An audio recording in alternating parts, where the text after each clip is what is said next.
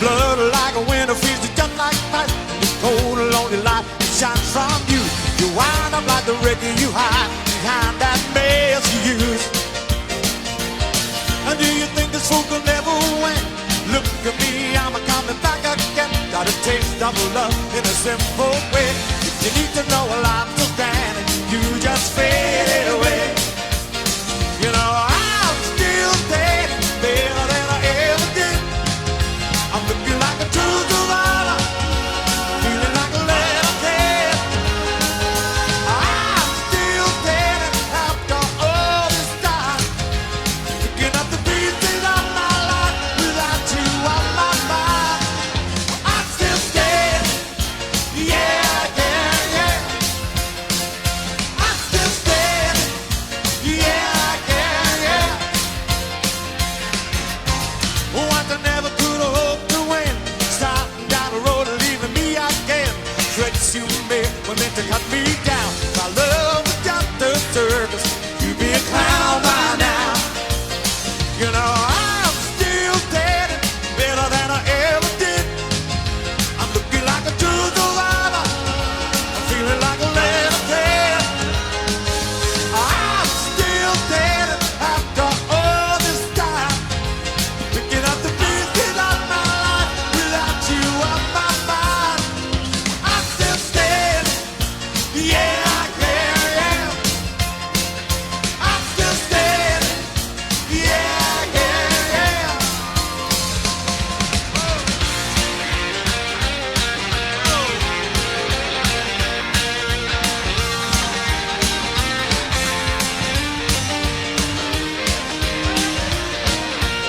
Don't you know that I'm still standing better than I ever did? Oh, girl, I'm looking like a true survivor, I'm feeling like a little kid.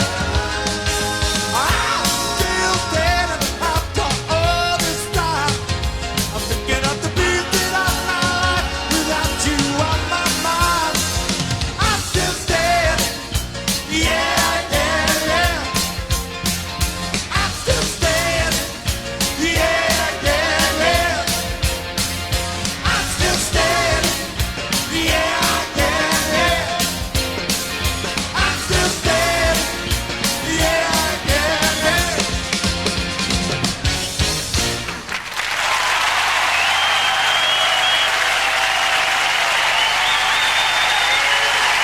Thank you very much.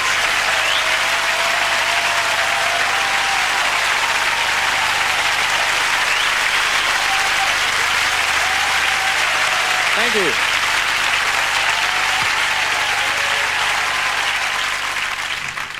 This is a show in which I get to play some songs for all of you, and you get to give me a good old grueling with questions, and that's why the show is called An Audience With. And Cher is going to start the proceedings off. How are you, oh bag? How Hello, are you? Bean.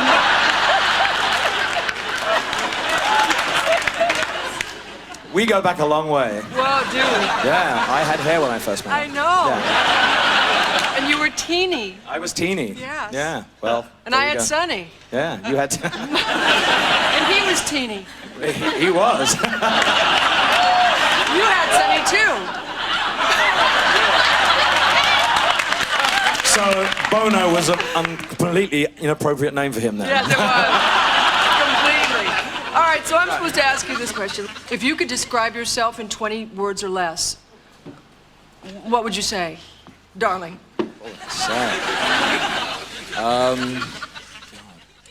Shy, generous, temperamental, fabulous. I don't know. Just an old tart, basically. Yes, You know that. I do.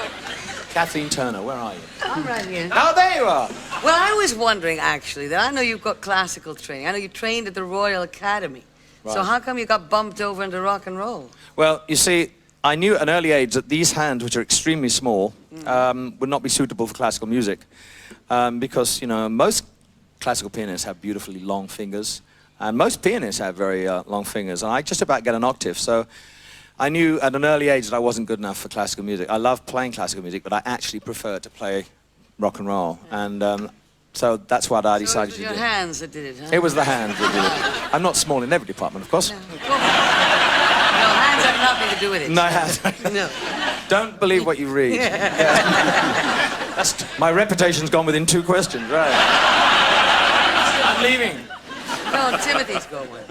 Yeah, I've got a Timothy, question for you. If, by any kind of mischance, you'd failed to become what you are, what do you think you'd have done? What would you have liked to have done? I was quite happy, you know, just being involved in music, basically. And a couple of friends of mine used to run an import record shop in Berwick Street called Musicland. And even when I had a successful record in 1970, I used to go there when I could and help behind the counter. So, I mean, I'd probably work in Tower Records or something like that. And I know Tower Records inside out in Los Angeles. So I'd probably be one of those guys in the real baggy T-shirts and the sort of unkempt hair or whatever, who knew everything about where that's over there, that's over there. But I'd probably work in a record store. Glamorous record store, of course.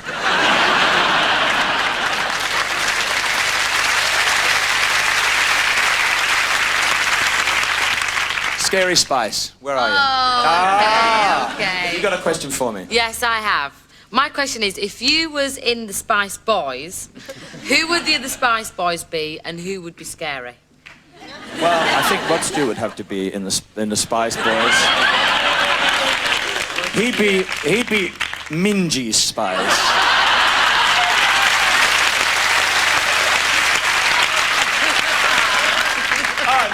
Who else would I have in it? Sting would have to be in it. Absolutely, you'd have to be in the Spice Girls, boys. Yeah, and he'd be Hot Spice, don't you think?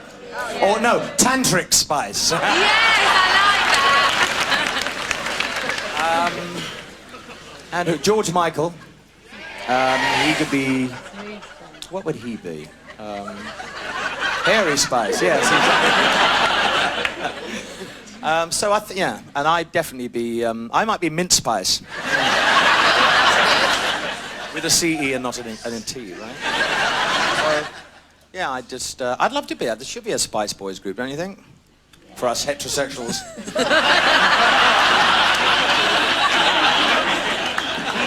Elton, if you was one of us Spice Girls, which one would you be? Me. I would have to say I'd be Scary Spice. Hey! But I think, actually... Because she wears glasses as well, isn't it, Elton? Yeah, Haven't got a I think so, yeah. Sure you wouldn't be ginger, you know? No, I think I'd probably dress more like Ginger Spice. Yeah. I thought so, Yeah. you know. I'd actually like to ask if you had any platform disasters. Any what? Any platform disasters? Oh, I've got loads of platforms at home. Yeah, that I've still got, yes, from the old days. 8-inch high platforms. Have you fallen over in any of them? I've fallen over them in private, yes. During the bondage sessions, I've fallen over. But on stage, no. No, absolutely not. Okay, I've got a special question, actually. Right. You might say no, we won't take it personally, but can we sing a song with you? Can we get up? The Spice Girls singing a song with me? Yeah. Absolutely. You see? Not sing it together. Come on. Come on.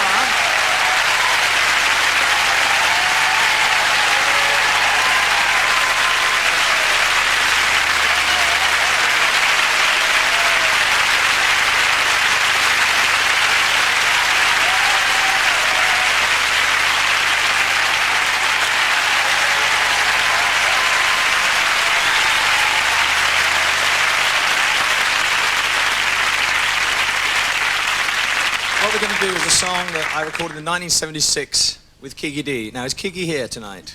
Yes. Kiki!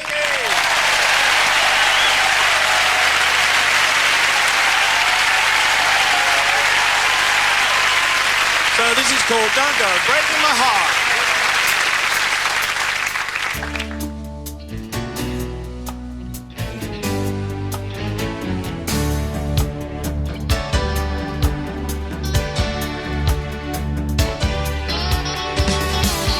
Don't go breaking my heart. I couldn't if I tried. Oh, honey, if I get restless. Baby, you're not that kind.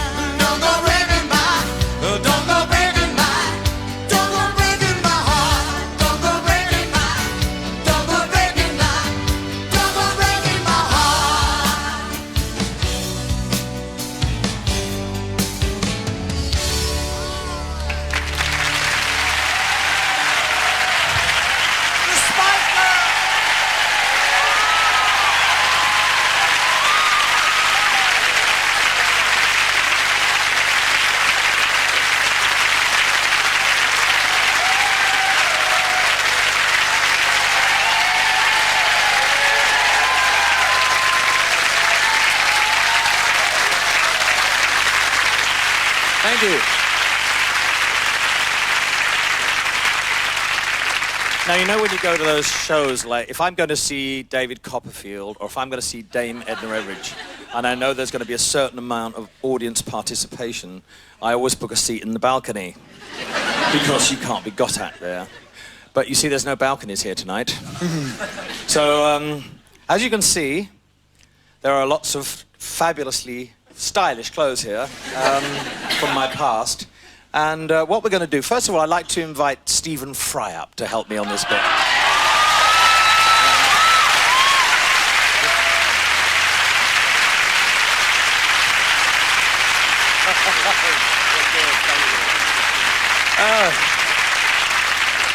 Now, Stephen, I want you to help me dispense some of these into the audience.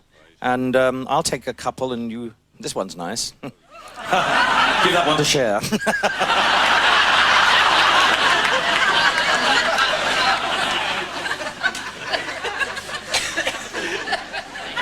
Desmond Lynham, I see you in a whole different light. You can have it. Yes. And Faldo. You better wear that in the Ryder Cup. Where you're playing.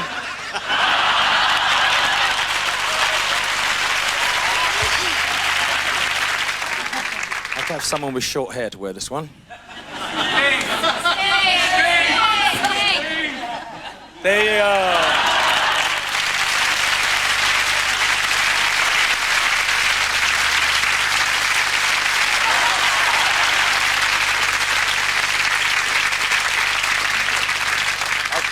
You take the one with the little chopper on the top.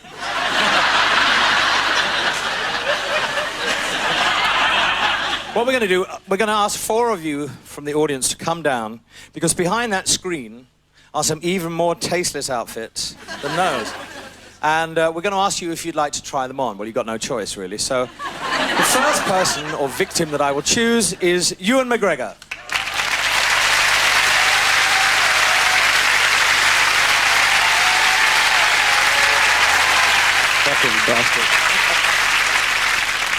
I'm okay. Linford Christie. Oh.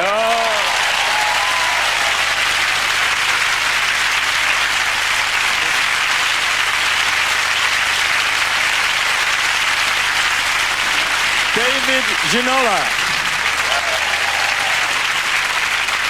And Roger Black. Where's Roger? Oh.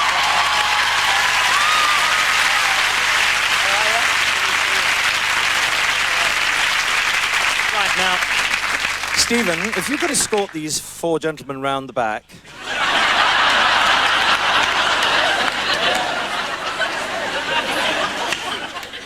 So, to help them out when they come out, I'm going to...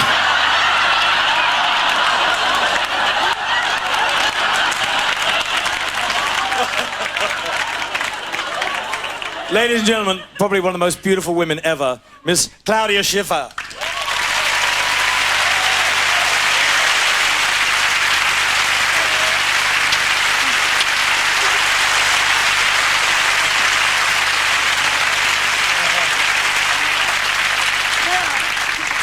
Now, Claudia, while they're getting ready, I mean, there's some really tasteful things on here. Yeah, I mean, saw. The guy. This is, yeah, it's very good. William Hague would look good in that, don't you think? Definitely his colour, I think. So, how you doing? Go and sort them out. Stephen, who will be our first entrance out? That's all right. Follow that. Linford Christie.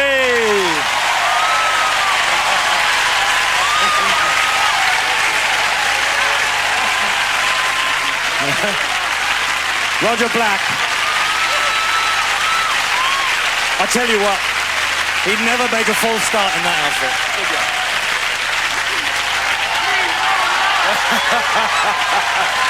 David Ginola.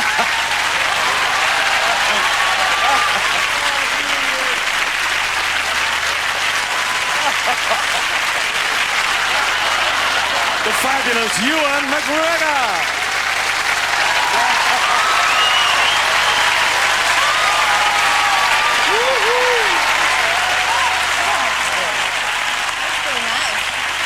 I think they've all been brilliant sports, and now you've just got to go back and sit in the audience for a while. I'm serious. You can't change quite yet. You'll be able to change in a minute, but you have to go back for continuity programs. So, come on.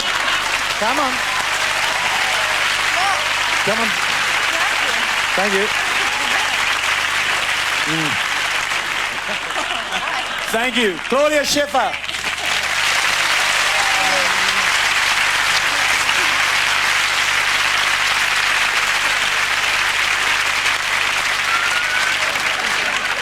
Every time I go to the theatre, I always get stuck behind someone like Lindsay. Now we're going to do a song from our new album while you're still squirming out there. This is the current single, or half of the current single. It's called Something About the Way You Look Tonight.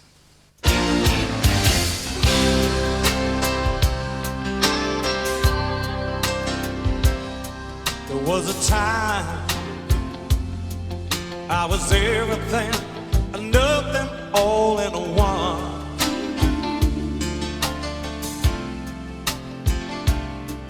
When you found me, I was feeling like a cloud across the sun.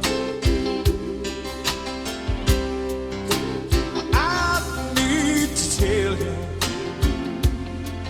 how you light up every second of the day.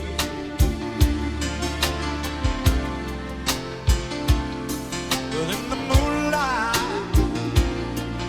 you shine like the beacon of the bay.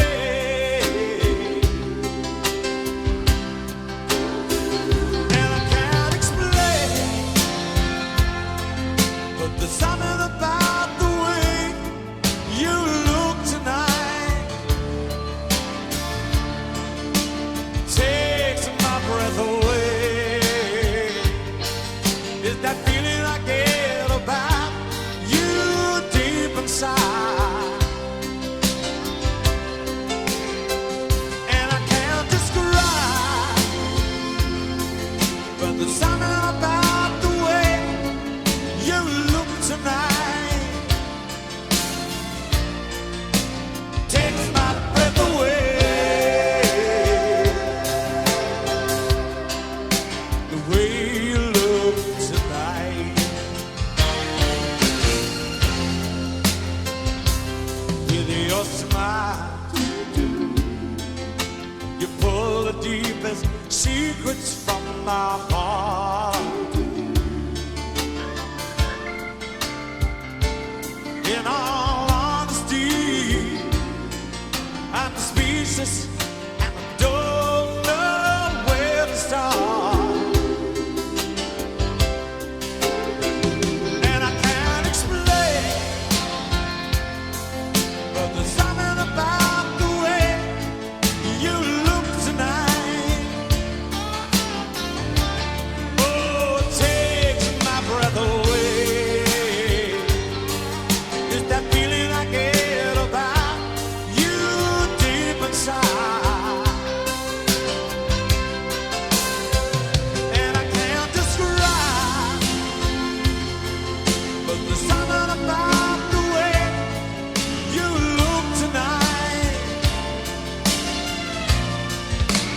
Takes my breath away.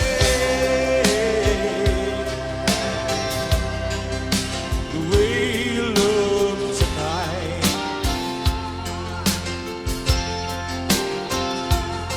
The way you look tonight. The way you look tonight. The way you look tonight. Yeah, yeah, yeah. The way you look tonight. The way you look tonight. The way you look tonight. The way you look tonight. The way you look tonight.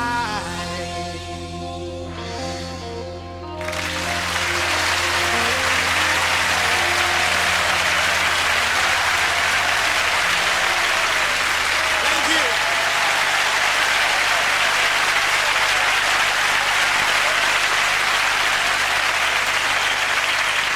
Okay. Time for more grilling. Jules, Yeah, you've played in lots of glamorous places, like this lovely room that we're in now. But what I wonder is, when you first started out, like any musician, you must have played in some awful places. What was the worst place that you've ever played in? Oh, there was a place called the All-Star Club, Artillery Passage, in it. Oh God, somewhere. And you played in a boxing ring, and it was horrible. There was we used to back these American soul stars, and we used to be at 3 or 4 shows a night. Some of them, and some of the ones in London were really rough. There was another one on Highbury Corner that was really dodgy. But the ones that, because I used to carry my own equipment. See, that billionaire's wife in the paper that can't make the toast. I can still carry my organ. And I used to have to, it was a Vox Continental, I used to have to take it downstairs. The Q Club wasn't easy to get in and out of, but I would say the All-Star Club was the worst. There you go. Ozzy Osbourne. What was the scariest thing that ever happened to you on stage? Well, I shit myself once. Well, we've all done that, dear. We've all done that. And that was very scary. We've all done that. I was doing Captain Fantastic and the Brown Dirt Cowboy as well. No, actually, I did that. That happened to me once. Thank God, never again. I've had it all sealed up now.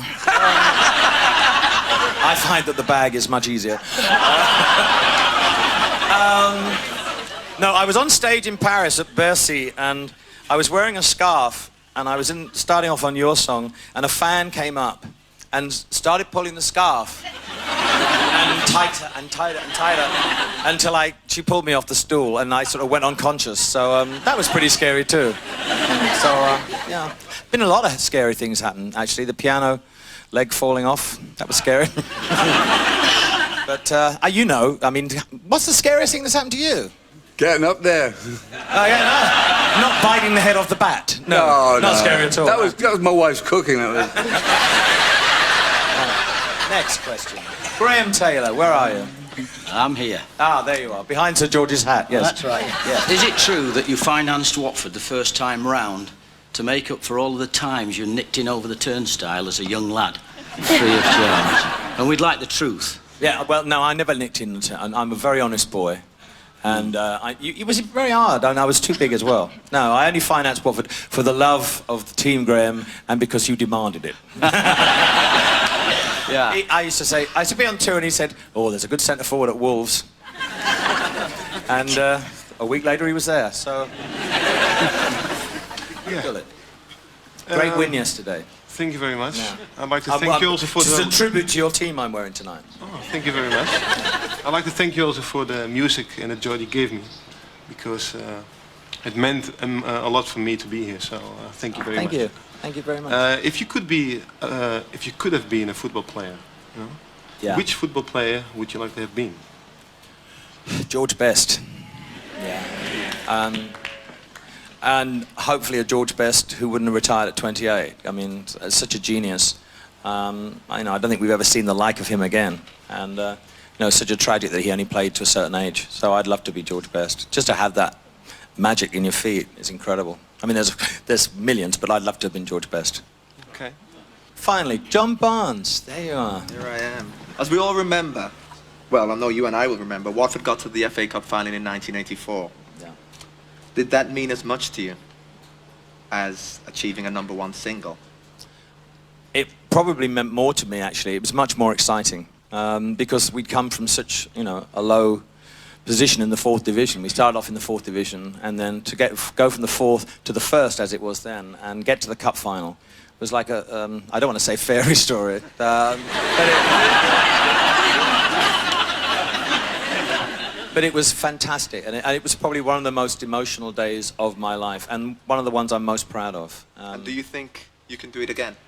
Absolutely. I wouldn't have gone back to Watford if I didn't think that we could achieve things again, because you have to be ambitious, and we are ambitious, and I'm ambitious, and Graham's ambitious, and I think even though football has changed so much, yes, we can do it. I meant the #1 single. Oh.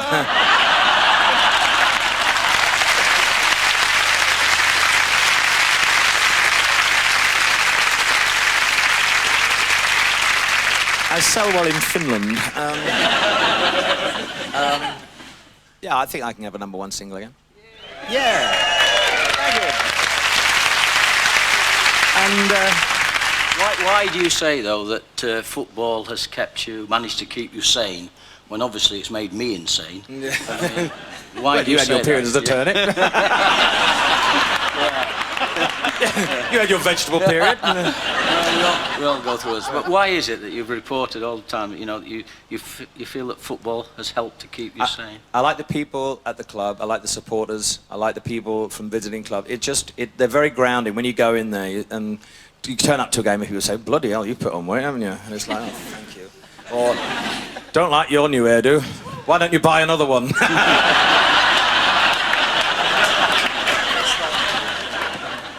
Can't really beat that, can you? Footballers, very much maligned race of people. They've been terrific. I enjoy the camaraderie of football, and all the people in it have always been great to me. So it's something I've missed, and I'm glad I'm back involved. Talking of the cup final, I think, you know, one of the most moving pieces of music for me that's ever been written is always played before the cup final, and it's a hymn called Abide With Me, and it's just such a beautiful piece of music. And that was the reason I actually cried at the cup final. It wasn't because Renata was standing on my foot. I recorded this song where all the money from the album goes to the Rainforest Foundation, which Sting and Trudy so marvelously run. And it's an album called Carnival, in which we were allowed to choose our favourite things from our childhood. And this one, you know, being a football fan from the word go, Abide With Me was always my favourite kind of piece of music when I was a kid, because it made me cry. So I recorded it with the finest brass band there is, the Black Dyke Mills Band. And we brought them down, and we're going to do this song. Okay?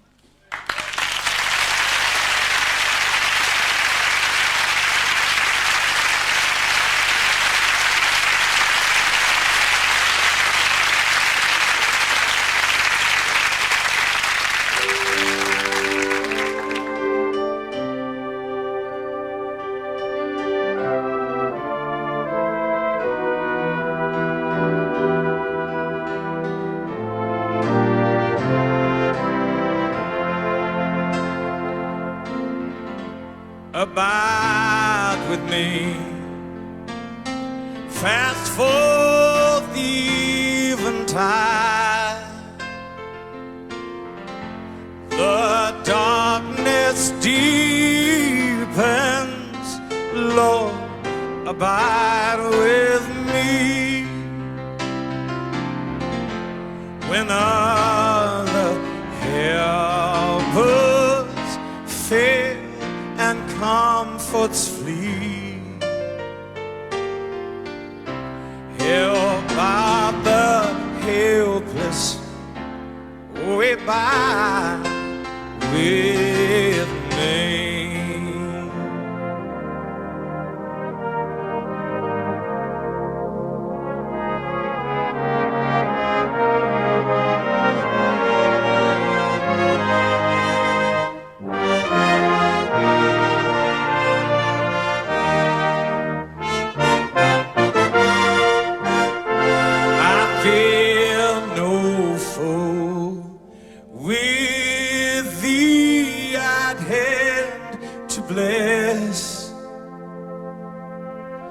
Ills have no weight and tears no bitterness.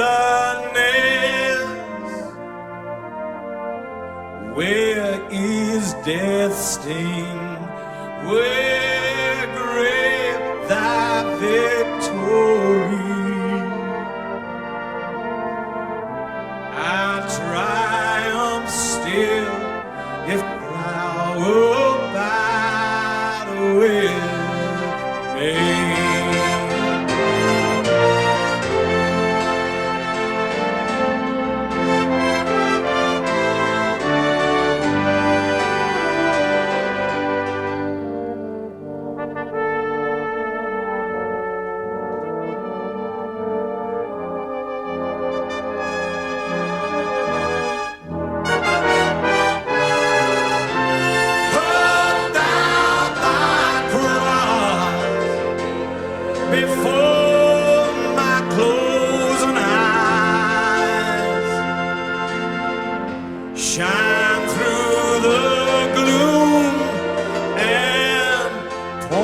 me to the skies.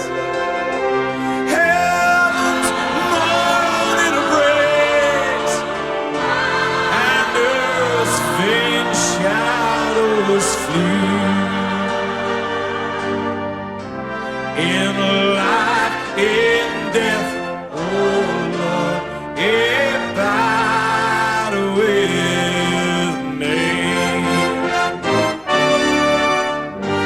In life, in death, oh Lord, abide with me.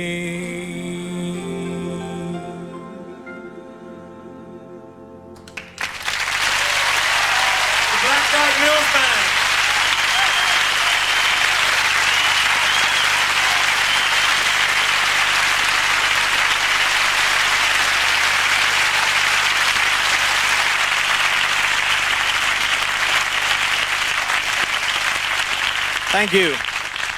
Now, we have some more questions from, first of all, Ramon Tigarim. What I want to ask you is, it's obvious that you love your country, but what exactly does patriotism mean for you, to you? Well, whenever I leave this country and I travel abroad, I just always miss the English cynicism, the English kind of sense of humor. Yeah. I don't miss the press very much, I have to say. But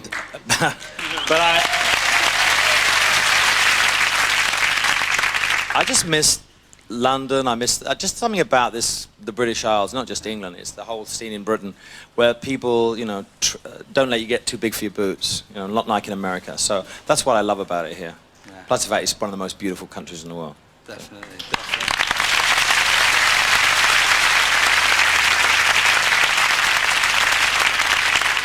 Okay, Linford, you can get your own back now. That's good. I'd like to know, how high can you sing?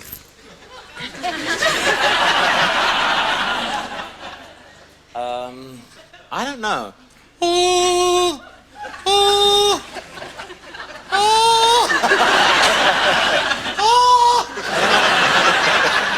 I can get above a middle, top C. Yeah, old top C. So, I used to have very good falsetto, but after the operation it all went, you see. I had something removed from my throat, and oh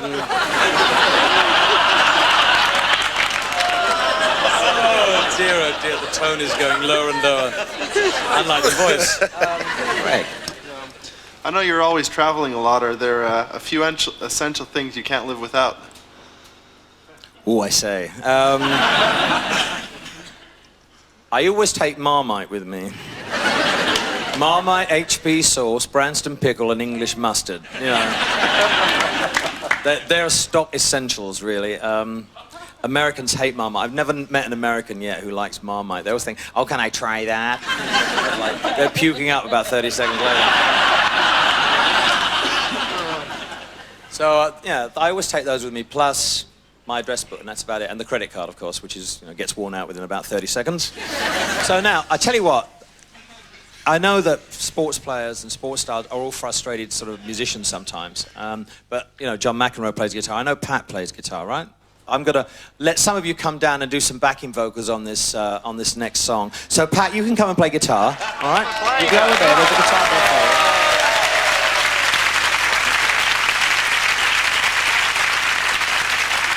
And now we need a chorus of backing vocals. So we'll have Greg Rosetsky. No. David Coulthard, where are you? Come on down. Aha. Rory Underwood. Oh, yes, Rory. Come on. Nick Faldo. David Gower. Ben and Adam Holyoke. Come on. Lee Chapman, where are you? Graham Taylor. Kenny Jackett. Luther Blissett. And John Barnes. Come on down. Come on.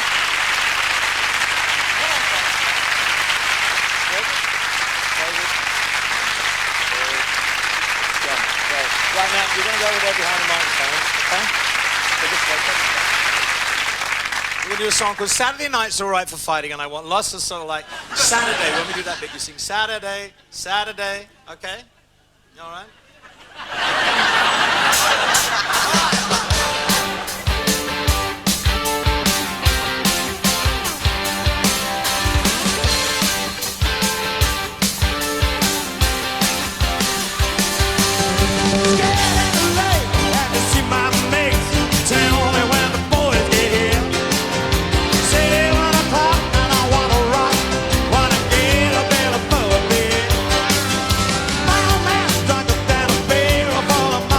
Over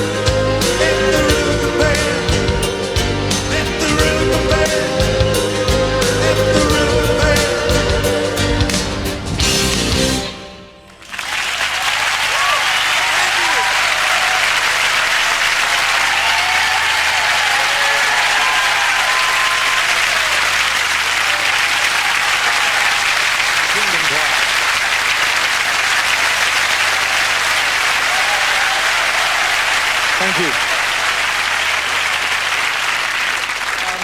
Next question, Mel Smith. Yeah. I'd like to say, first of all, thank you for a fantastic night. We're having a great time, you know. And I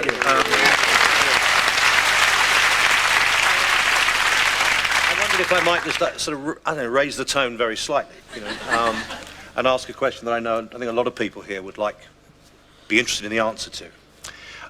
If you could be any kind of vegetable, which one would it be? Cucumber. There you go. Cucumber. A cucumber. There you go. Or a marrow. Thank you. And what about and a breed of dog? Not a poodle. No. Spaniel, probably. Spaniel. That's interesting. Leaving tonight on a plane. That's interesting. And just finally, which historic figure would you most like to be? Do you think? Dame Margot Fontaine, definitely. Yeah. Yeah. Or Archbishop Tutu, one of the three. Thank you for clearing all that up. That's fantastic.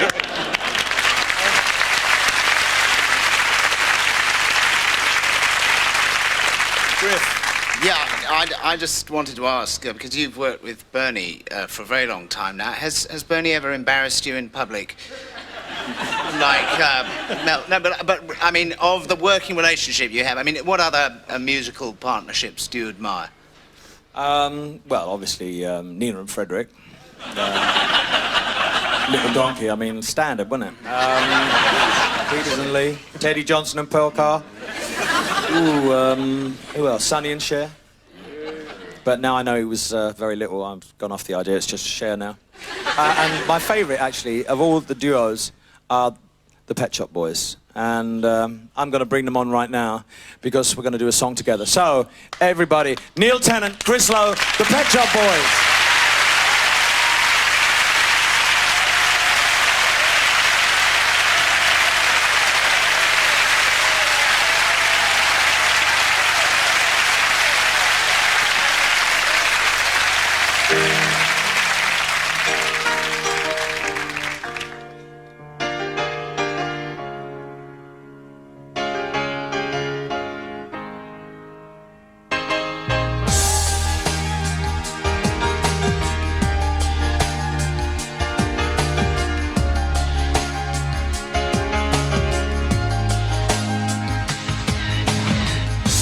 believe in love, it's all we got.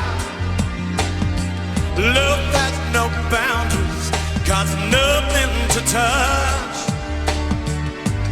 Won't make some money, cancer sleeps, curled up in my father, and that means something to me. Churches and dictators, politics and papers, everything crumbles sooner or later. But love, I believe in love. I believe in love.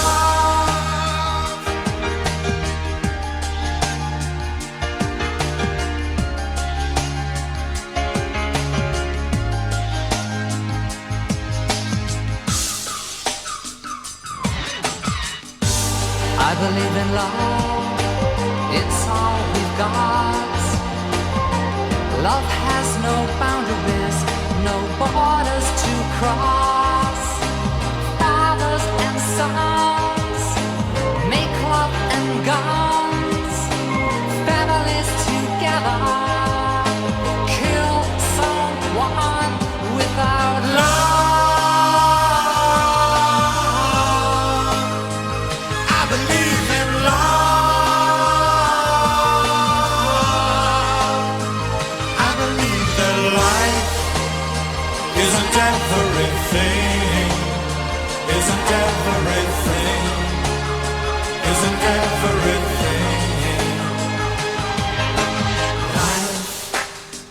Isn't everything, isn't everything, isn't everything.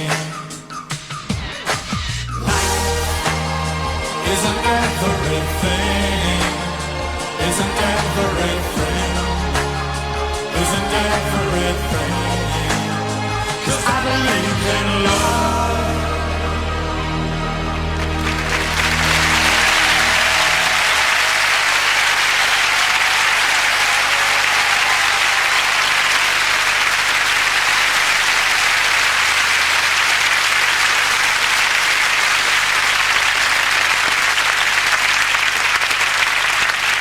Sir George.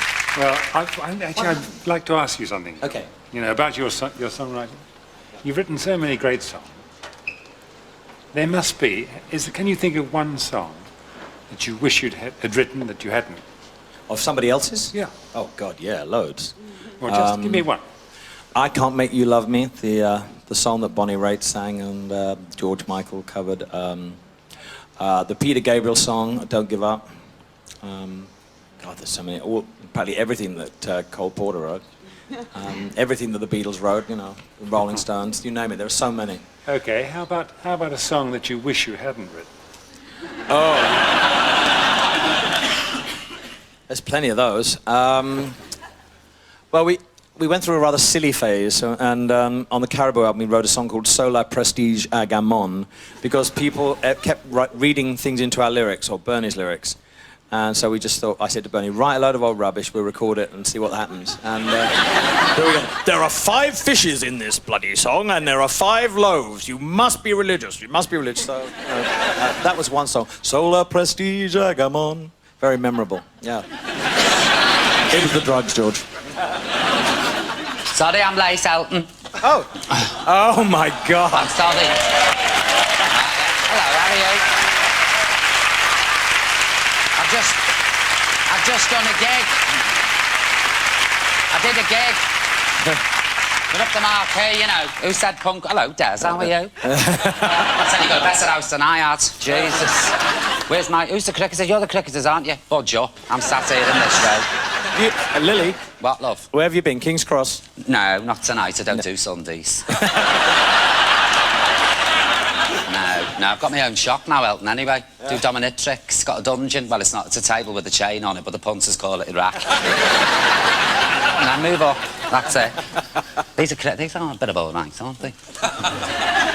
Shut up, love, that's it. How's it going, Elton? Very well, thank you. Is it? Yeah. Oh, yeah. Good. They're not frosty? No, not really. No. They keep going to the toilet a lot, though. Do you? Yeah, no, they do. They were up and down with me, Elton, the same. They were like bloody pensioners on a coach trip. They were in and out. I wondered why they were in them labs. And they all had heavy colds, my crowd, I tell ya. They were sniffing, snorting, God knows what else. Hold that for us, love, will you, in a minute? Where's my purse? You can have that if you want. Go on, El. Sorry, love. I think Richard E. Grant has a question for me. I do. I've heard that you write your songs very, very quickly. And I brought some words along and hope that you can put some music to it. Would you do that? What is it? Well, it's the cooking the instructions from my oven. Would you do that? Serious? Yeah.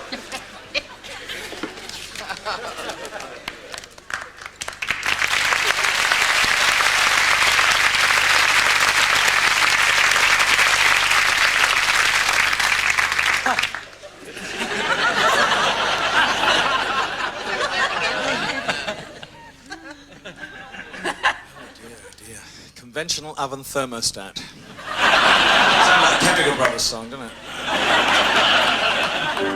You and your new oven are capable of great things, but remember, no 2 ovens are the same. Rather than jumping at the deep end with your brand new oven, don't forget it may differ in its cooking characteristics to your previous model. We strongly recommend you take time to read this leaflet fully from cover to cover. Get to know Meineke, it's a bad oven. You get to know all there is to know about your new oven before you begin preparing your, God, this is ridiculous, your own mouth-watering meals. I'll have to do that one again. We strongly recommend you take time to read this leaflet fully from cover to cover. Get to know all there is to know about your new offer before you begin preparing your own mouth-watering meals. It may seem like a chore, but it'll pay off in the long run. So let's begin at the beginning with your new bloody oven.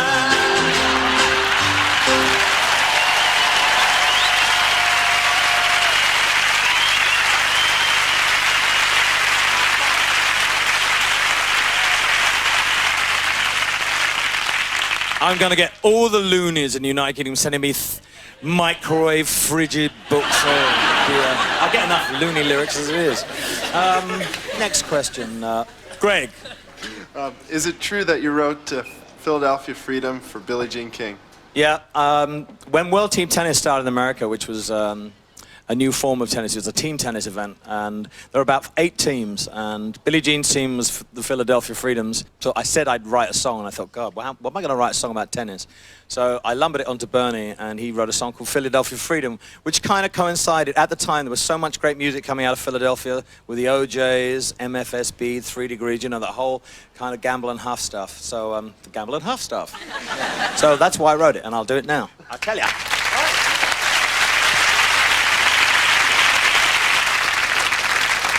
I'd like to congratulate Greg for being the first British player in the top 10 for many a year.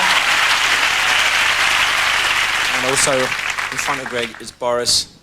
And I'd like to thank you for coming over from Germany, Boris, with your beautiful wife. Thank you so much.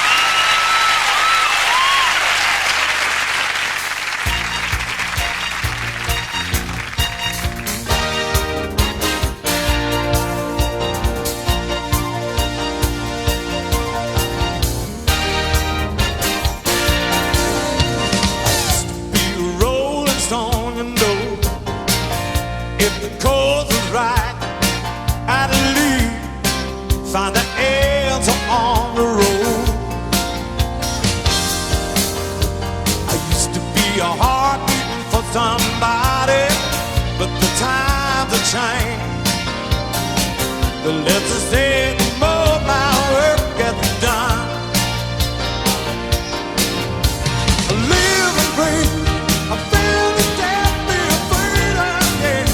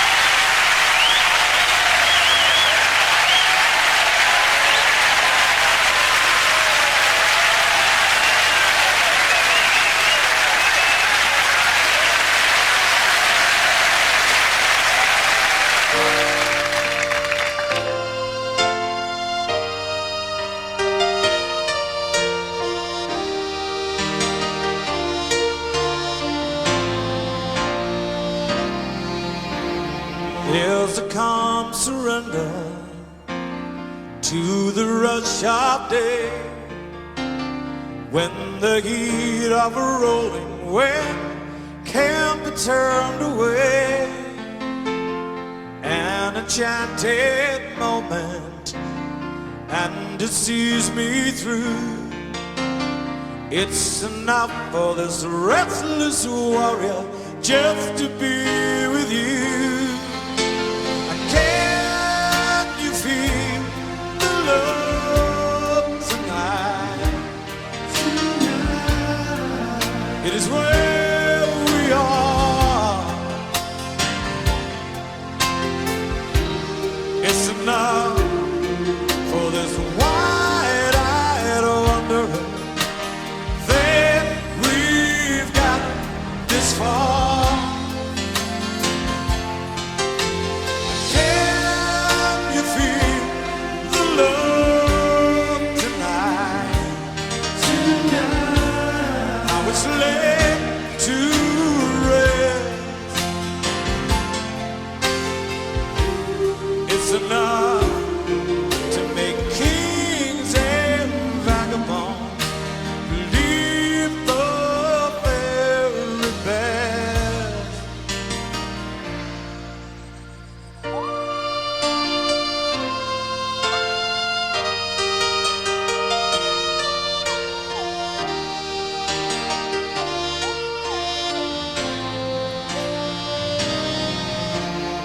There's a time for everyone if they only learn that the twist and kaleidoscope moves us all in turn.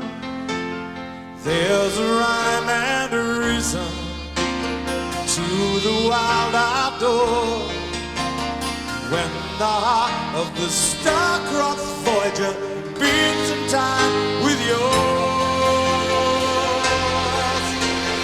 Can you feel the love tonight? It is where we are. It's enough for this wide-eyed wanderer. Then we've got this far. Can you feel the love tonight? How it's laid to rest. It's enough to make kings and vagabonds believe the very best. It's enough to make kings and vagabonds believe the very best.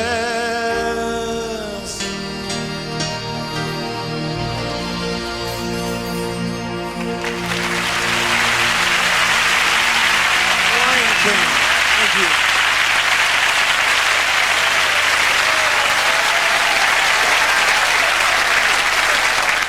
Ewan, how are you? Please forgive me. No, you're all right. You having a laugh? Yeah. Yeah? I wondered if maybe there was a film or a role in a film that you ever wished that you'd played.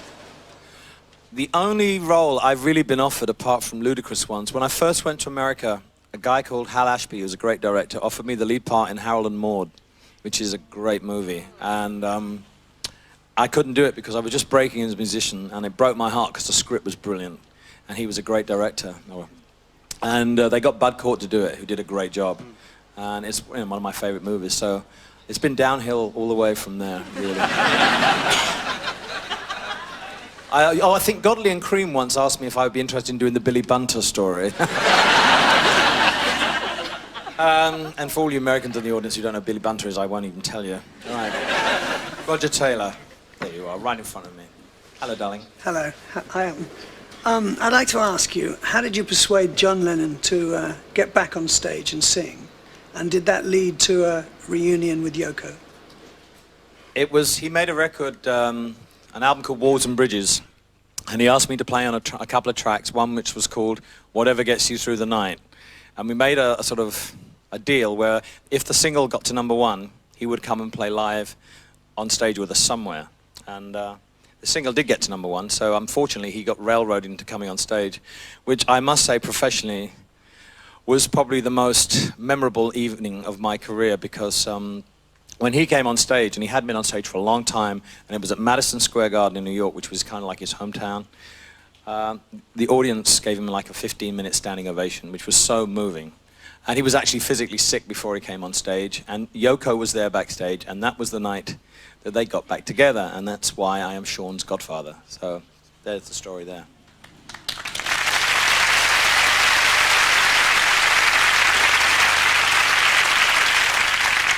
Amanda, where are you? Hello, darling. Hello. Hello, sweetie.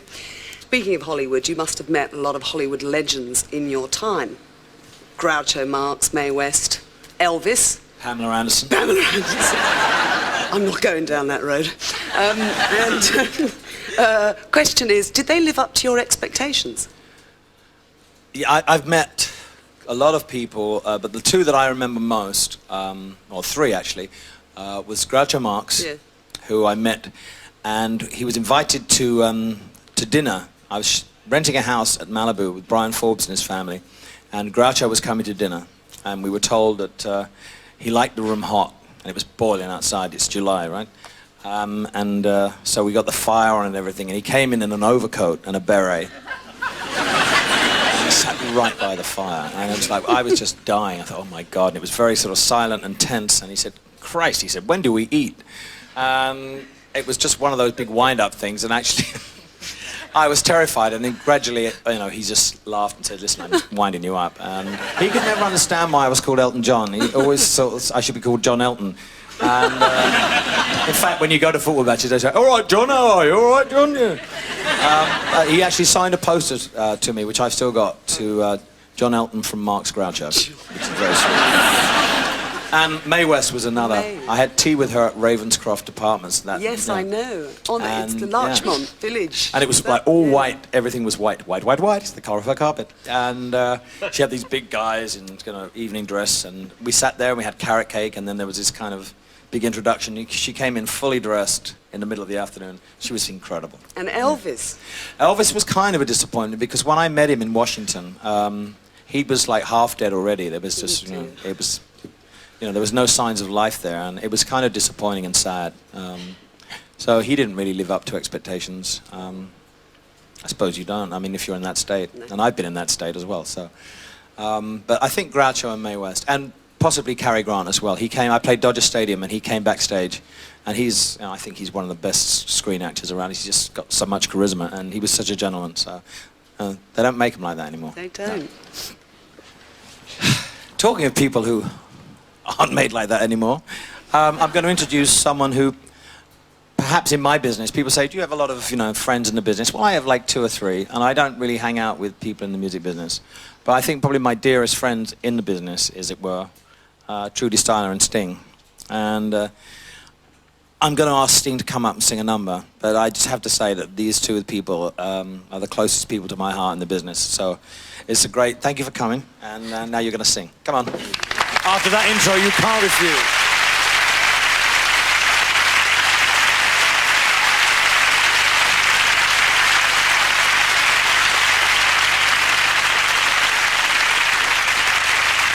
So this is a song by Elton called Come Down in Time from the Tumbleweed Connection album, which was one of my favorites. And I've been singing this for years and sang it with Elton on the 2 Rooms record, tribute record to him and Bernie. And I like this song a lot, so I hope you do.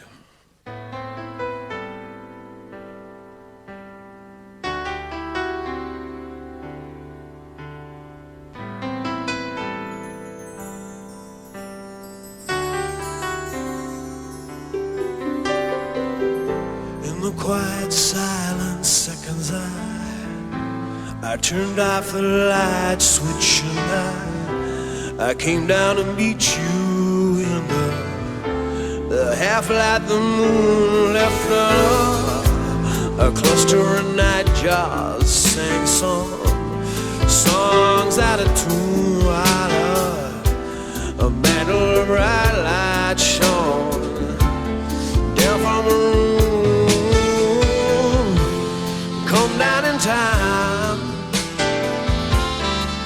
I still hear her say it, so clear in my ear, like it was today. Come down in town was the message she gave to me. Come down in town and I'll meet you halfway.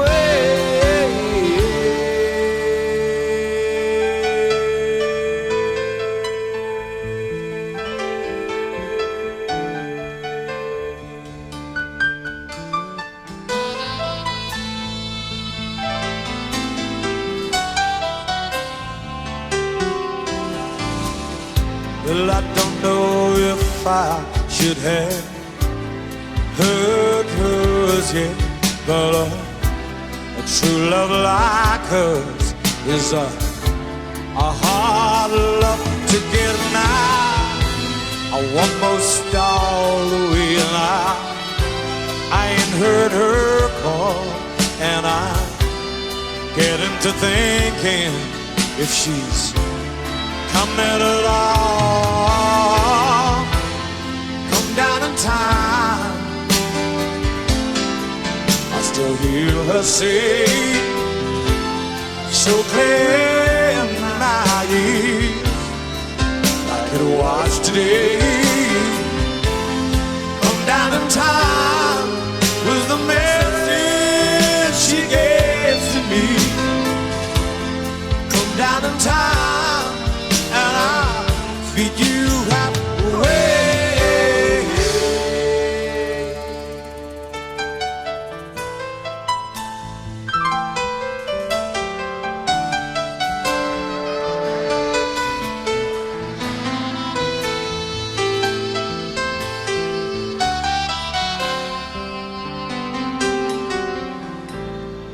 There are women and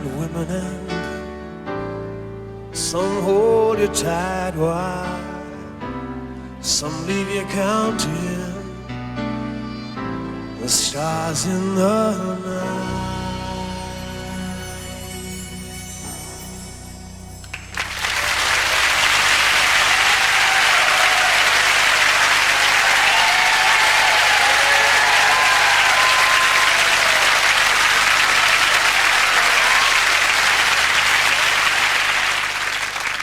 Right, more questions. Coming to the last bit here. Nick Faldo. Don't ask me if I had a hole in one, please. Your coolness, calmness, and being collected is legendary. And apart from little old ladies saying "cooey," Yeah. does anything else annoy you? The press. What else annoys me? People who are untidy. I'm anal retentive here. Always put things back in their place. I'm the sort of person that can't go to sleep if the TV remote isn't on the TV. It's one of those things. It's like so stupid. But and I hate bigotry. I hate racism. Anything like that really pisses me off. So I would say that's the biggest thing. I hate that kind of bigotry and racism. That's the worst, I think. There's no excuse for that.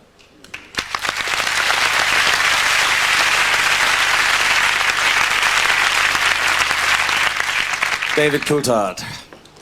I'd like to know, when you're not performing, how do you relax? And one other thing as well, when you said earlier you're a shy person, well, does that mean that you like to spend your free time alone, or do you like to have someone with you all the time, or how do you spend that time? I'm quite private. When I don't really go out to... I'm 50 now, and when I was younger in my career, I used to go out to the openings of envelopes, to the clubs. I used to go to every bar, every club, every restaurant. And now, the only time if I ever go out now with David, my partner, is if it's for supporting a charity. Say if Sting's doing something or some of my other friends are doing something for a charity, I'll go then. But I'd rather stay home and have people down to dinner. And we play this game called Gestures, which is kind of like charades but more fun. So yeah, I'm kind of like to walk around the garden, tidy up the CDs, wash the dogs, that sort of thing. Janet Street Porter, where are you? I'm up here. Hello, dear. Hello. Now, the question I've got is, everyone's always writing about your hair. God knows they've written enough about it over the last few years. But I've got a different kind of question. Do you ever use hair removal cream? And if so, where?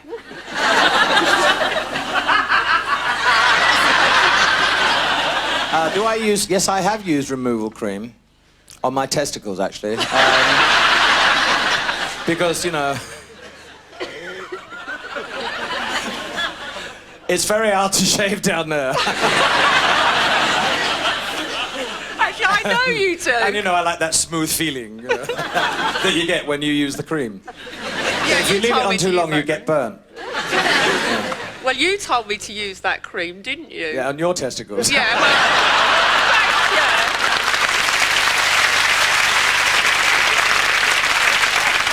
Well, that's one bit of the show that won't be transmitted. That's the bollocks section, I would say. Stephen Fry. You're 50. Yes. You're probably the most successful individual British artist, with the obvious exception of Mrs. Mills, that this country has ever produced. And you're about to start on a world tour. You could relax amongst your spectacles. Yes. I wonder what it was that drives you. Usually a Bentley.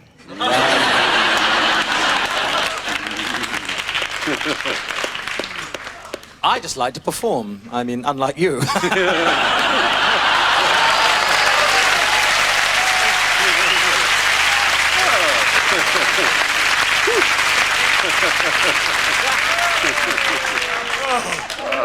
Cruel queen tonight. I walked into that one, didn't I? Yes. No, I just, you know, I love to go out and play the live. I mean, you make records and you write songs and you go in the studio and it turns out one way or the other. And I've been lucky enough to work with great producers. But there's nothing like going back on stage and playing it live because you don't really know what's going to happen from night to night. And that's the kind of drug that, you know, is the biggest drug there is. That kind of feedback from an audience. You know, if you're playing and people love you and they're giving you that applause, it's such a great feeling. It can't really be replaced by anything else. It's that vibe back from an audience. And I think every performer would say that. So there you go. So, George. Well, it was a great privilege for me, Elton, and a unique experience to record your tribute to Princess Diana.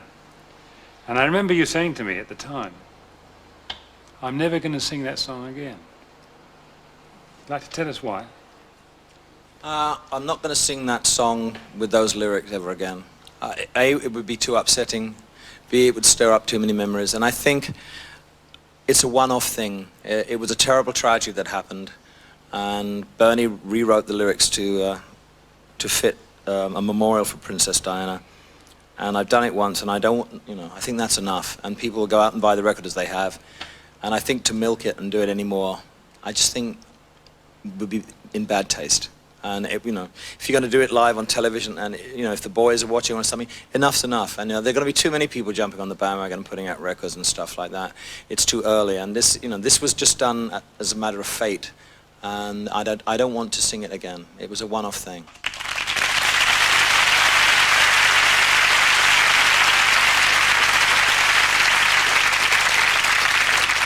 And I'm saying I'm not going to sing that song anymore. This is a song that started everything off for me. It was 1970, and I went to America, and the Elton John album had just come out, and I was getting a lot of airplay over here.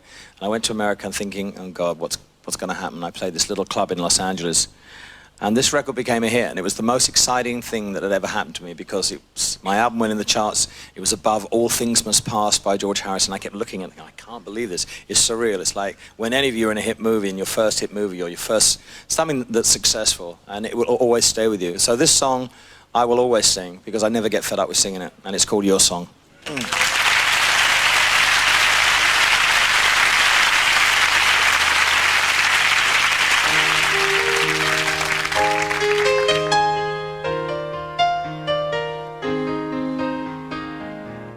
It's a little bit funny, this feeling inside. I'm not one of those who can easily hide.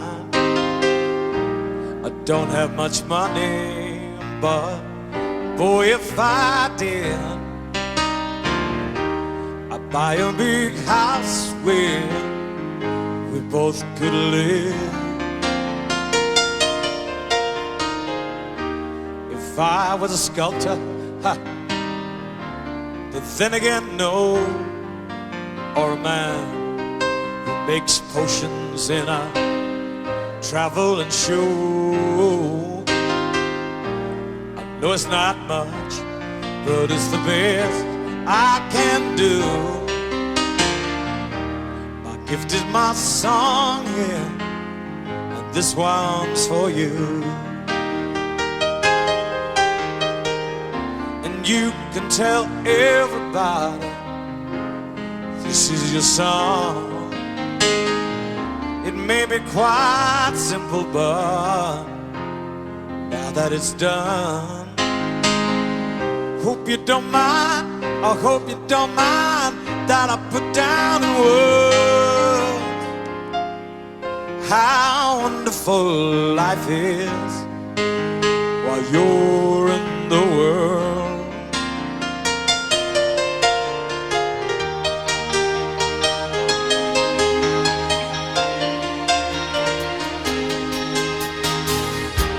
Sat on the roof and kicked up the moss, but a few of the verses, oh, they got me quite cross. But the sun's been quite kind while I wrote this song. It's for people like you that keep it turned on. So excuse me for getting, but these things I do. You see, I forgot if they're green or they're blue. Anyway, the thing is, what I really mean, those are the sweetest eyes I've ever seen.